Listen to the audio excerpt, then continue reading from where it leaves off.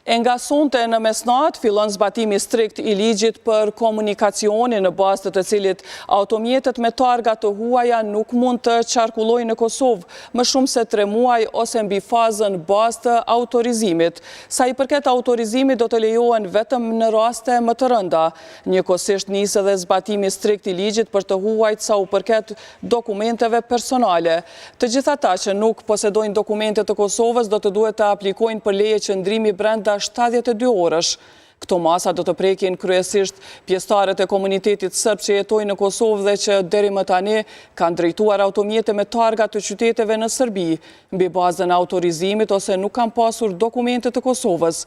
Zbatimi pa përjashtime I këtyre 2 ligjeve ishte parapar të fillonte me 1 tetor të vitit të kaluar, por Ministria e Punëve të Brendshme e Kosovës e shtyu këtë afat deri në mesnatën e 15 janarit 2026 për të mundësuar zhvillimin e një fushate informuese.